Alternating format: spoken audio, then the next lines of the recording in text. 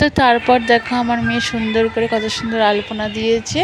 তো আমার এখানে হাজব্যান্ড ফল কুচিয়ে দিচ্ছে, কারণ একা ডালা তো সম্ভব নয় বলে এত কিছু করা। ওই জন্য আমার হাজব্যান্ড বললো আমি তাহলে ফলগুলো কেটে দিচ্ছি, বাকি সব আমি এগুলো বানিয়ে নিয়ে আমি সাজিয়ে দিয়েছি। দেখো এই যে থালার মধ্যে সব কিছু আছে, এখানে ফুল, দুব্বো, তুলসী পাতা, ময়ূরের পালকটা রেখে দিয়েছি। তো তারপর এখানে আমি গোপু সোনার জন্য এই দেখো থালাটার মধ্যে এটা আলাদা করে দিয়েছি, সব কিছু যা যা বানিয়েছি।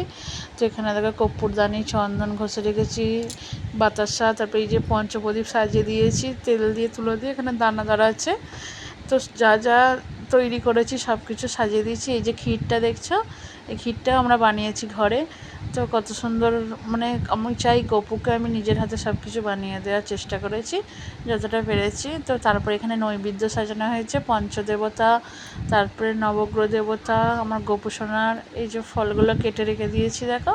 তো এক্ষুনি ঠাকুরমশাই চলে আসবে, সেই জন্য সব কিছু রেডি। এই দেখো এখানে সিজে দিয়েছি, এখানে দশকর্মার প্যাকেট রাখা আছে। তো তারপর ঠাকুরমশাই এসে পুজোয় বসে পড়বে।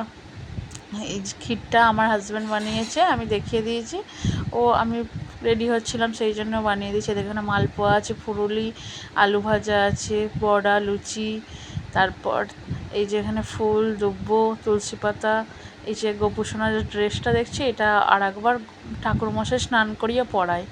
তো দেখো এখানে কত সুন্দর করে সাজিয়ে রেখেছি, মাঝখানে আছে মালপোয়া, একটা থালা বড় থালা, তো সেই জন্য এটার মধ্যেই সব কিছু সাজিয়ে দিয়েছি। তো আমার কমপ্লিট হয়ে গেছে, রেডি পুজোর।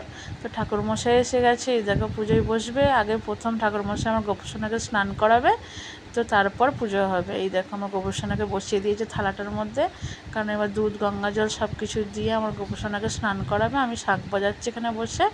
তো তারপর এই দেখো আমার গোপু সোনা স্নান করছে, স্নান করে নতুন ড্রেস পরে তারপর আবার পুজো শুরু হবে। তো আমি তারপর উপোস করেছিলাম, সেই জন্য আমি পুষ্পাঞ্জলি দিয়ে দিলাম। তারপরে হচ্ছে আরতি। তো পুজো শেষ হয়ে গেল। তো আমাদের ভিডিও কেমন লাগলো জানিও কমেন্টে প্লিজ।